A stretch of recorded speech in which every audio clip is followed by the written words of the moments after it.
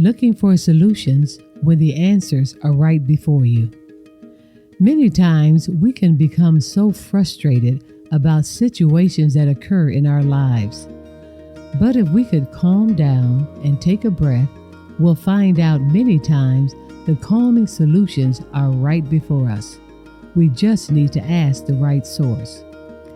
As we read the story in 2 Kings 6, verses 8 through 17, concerning Elisha and his servant and the opposing Syrian king and his army, we find it's good to be in contact with the right source. At this time, the king of Syria was warring against the children of Israel. But every time the king of Syria would give a war strategy against Israel, the king of Israel would be informed what the strategy was. This happened multiple times until the king of Syria got frustrated and demanded which of his soldiers were being a traitor to him.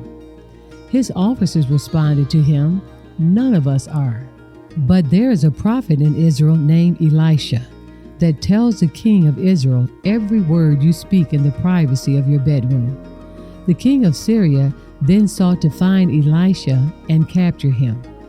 When they heard Elisha was in Dothan, the king of Syria surrounds the city with horses, chariots, and foot soldiers that night.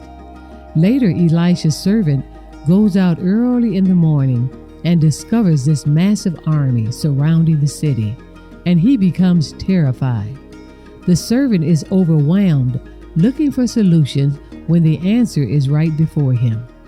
He then goes to the right source, the prophet Elisha.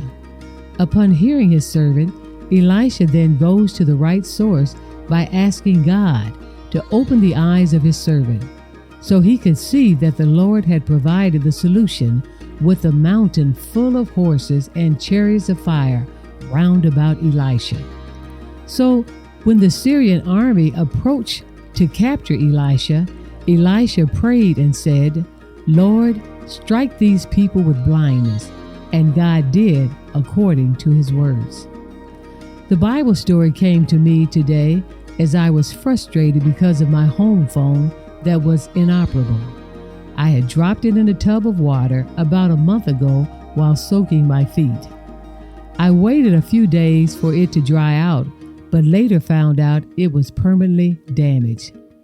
This phone was like an intercom, so I could reach Bishop or anyone in the house without having to use my cell phone.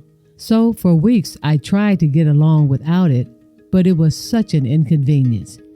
Then I tried to buy a replacement phone, but I was told they didn't have the same replacement.